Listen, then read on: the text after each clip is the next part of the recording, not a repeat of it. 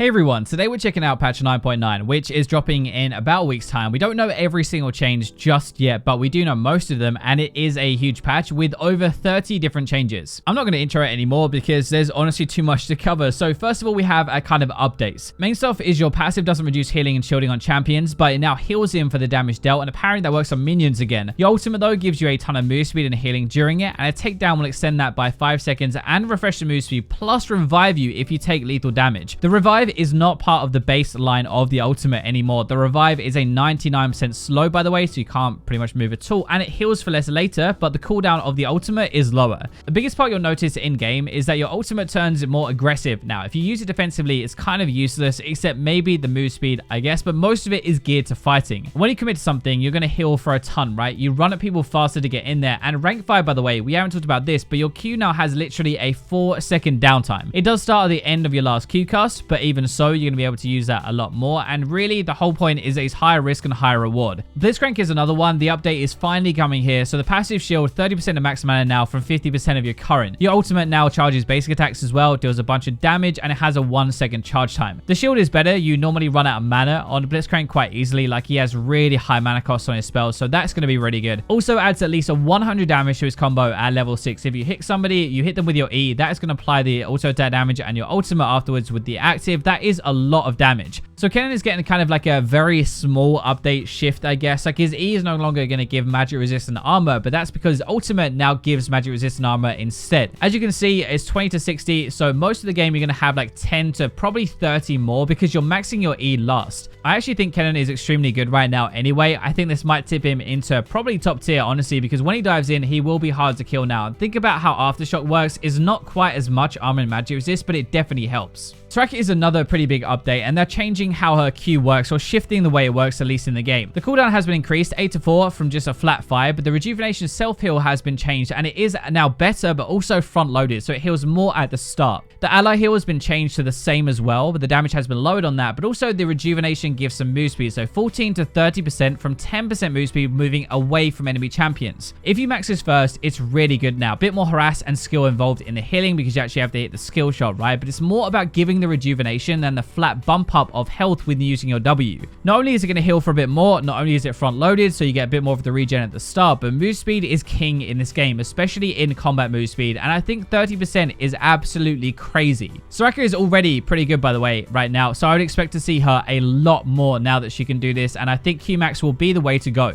Rekon is another support getting a bit of an update, but the big thing here is that yes, his base health is up, his base AD is lower a little bit and stuff like that, but his W dash speed has been increased again. The reason for that is kind of compensation because his ultimate now has a 0.5 second cast time. He can still move, but he cannot cast or he cannot flash. This is going to give you a little bit of time to react. It's only half a second before he will W or flash on top of you and you can't do anything, but there is a bit of a chance. It sounds pretty bad, but you can buffer your W during that 0.5. So as soon as that is up, you will use your W straight away. So it's not going to be too slow. It is just at 0.5 second cast time now that you're going to have to play around. Another support, Tam, is also getting quite a few changes here, and I would recommend that you pause the video and read this one, but basically the big thing is that your W is now slowed and grounded when eating an ally the same as an enemy. There are other things as well, so his Q is going to be a bit better for fighting, the slow is going to be better and stuff like that, but also his ultimate range is going to be 20-second higher cooldown, but the range is going to be lower early and then much higher later. Either this is going to kill Tam, in my opinion, or it's going to change the way we play him, to be honest, because the reason you pick him is to save allies and run off with him, which you can't really do anymore. Two more kind of big updates here, and so Aftershock is going to be changed. The damage is being changed as well. They're removing the AD and the AP ratios, but the armor and magic resist has also changed. It was a flat amount that scaled with your level. It's now a base amount plus 50% of your bonus resists. So what that means is it's worse on non-tanks, like a Lissandra, for example, isn't going to build any resistances, so it's not going to scale very well at all, but it's probably going to be better on tanks. You only have to have 100 armor or magic resist to boost this higher than it was before. If you have 200, suddenly it gets kind of ridiculous. One of the biggest changes here as well that's got a lot of attention recently is a change to the Scuttle Crab. So both sides now spawn at 3:15 instead of 2 minutes. I'm going to give you some reasons why Riot have done this directly from Riot, by the way. So the first one is that you won't have to fight or coin flip games at level 2. Laners probably level 1, which actually does suck when you have to move and help your jungler because they're fighting over a Scuttle at the very start of the game. Riot thinks this is going to open up more jungle picks because you don't have to be as aggressive or as good early into the game. The first of these fights is really aimed for level 3. That is when the Scuttle Scuttle Crab is going to spawn, right? You should be level 3, and that opens up more jungle picks that can actually fight for the Scuttle once they have every single ability. It does seem bad on the surface. Like when you just look at it, it seems like it's going to suck for junglers, but it's supposed to actually help junglers not get boned early as often and coin flip the game.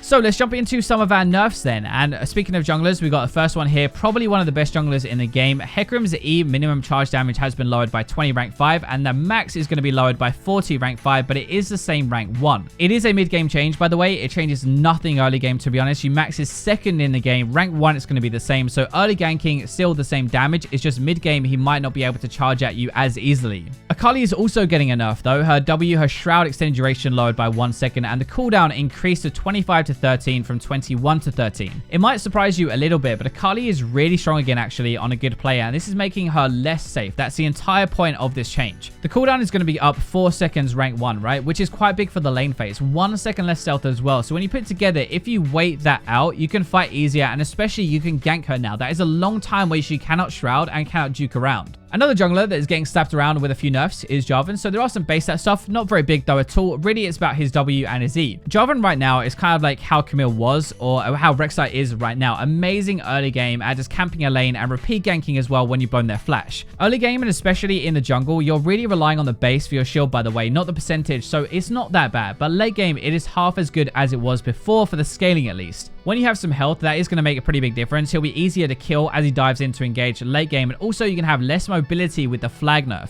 So last patch, Morgana had a few nerfs that were pulled at the very last second, but now they're kind of back. They're targeting her shield. So the actual amount of the shield has been lowered by 10 to 50, depending on the rank. The cooldown has also been increased by 3 seconds every single rank. But if you think about it, right, the way to beat Morgana's shield is to break it. I know it sounds very obvious, but the fact that the shield is going to have less now to break through, it means that anybody she puts it on is going to be more vulnerable as they go into a team fight. When you're ganking a Morgana or you're trying to go aggressive or anything, if you can bait that shield out, like Thresh, for example, that matchup improves now because he's going to throw his hook out, it'll get spell shielded, but then he can throw the hook out again before that spell shield is back. Another jungler that is getting nerfed, which I'm guessing a lot of junglers are not going to be happy about this. So Rek'Sai, right? Her base AD has been lowered by 1.5 and AD per level lowered as well. This time they're going after her early game a little bit more. Last time it was like her late game, and the base AD for junglers actually hits pretty hard. It's how you farm, so you're going to be slower and you take more damage. I know it's a bit of a meme changer and stuff, but it actually does affect things really. And then your Q is 3 seconds higher rank 5. I don't really understand this that much, but it is your poke. It's also your way into a fight to snipe somebody with your ultimate, so it's more punishing if you miss it. The last nerf that we have is a change to free boots. See, time has been increased to 12 minutes from 10 for when you actually get them in the game. We know that time difference can actually make a big deal because this is how they killed stopwatch. If you remember, we had stopwatch meta for a long time. Now it's kind of free boots meta, so this is basically the same thing. It is a long time in the game with no boots, but if you kill people, it lowers that a bit more. So aggressive choices, not so bad. More passive ones will suffer a bit more though. Now, we do have a bunch of buffs as well, and especially to a lot of different runes. But starting with our champions, Darius is our first one. Q-Blade damage increased by 10, and heal increased as well. This is kind of skill-based, right, this change. You need to hit the blade, otherwise it does absolutely nothing for you at all. And it will help him fighting, surviving. It's almost 10% more rank 5 when he's fighting somebody, which is really good. He doesn't have the highest win rate, but his lane phase is oppressive, and that is why he is still one of the most banned champions, and I think this will make him better at winning his lane phase. Lissandra is getting a couple of buffs here to her W. The damage has been increased by 20 rank 5, which isn't that big, but the AP ratio is up 30%. Now, the problem is she is in a bad spot after the nerfs to her Q cooldown, and remember, this patch also has an Aftershock change, which is bad on carry champions. I don't think this will change that much. If anything, she might be even worse with the Aftershock change, but it's mostly the 30% more AP being used. So in the mid to late game fights, when she dives in with her claw and she catches you with that, that'll maybe do like 100 more damage per person, which is actually pretty good. Sylas is also getting a buff here. A W damage increased by 10 to 30 depending on what rank it is, but this is a revert from 9.7 nerfs that utterly boned him. The thing is though, this was only 1 out of 3 nerfs in that patch, right? They're only giving you 1 of them back. The biggest one actually was to his E. It was up to an 18-second cooldown rank 1 now. That is a really big problem because it's your way of going in to actually fight and to get your W damage off and the healing off. The healing has been nerfed repeatedly anyway, but also it makes you really vulnerable and easy to gank and easy to shut down because once you've used it, you have to wait a long time before you can use it again. A couple of tanks are being buffed this patch as well actually. So Maokai's Q damage increased to 70 to 250 from 65 to 225. It might not look massive, but you do max it first, so you're going to get that 25 extra for most of the game. I would say it's your way to trade, to fight with people. It's your wave clear as well, so it does add a bit of damage. Shen is also getting a few buffs, and I think these are actually a little bit better than Maokai. So the attack speed per level increased, and also the E bonus health as damage increased by 3%. So the second part of that, the E damage, is going to be for your all-in, right? If you dive in, it actually does a bit more damage, and 3% is pretty good considering its percentage health damage, so it will make a bit of a difference in a trade. The attack speed per level, though, is really good because it's split push focused, right? So Shen, as a late game champion, is supposed to push a lane. The faster he can push that lane with more attack speed, it means that he gets closer to a tower, more tower damage, but more pressure as well, and that is all what split push is about.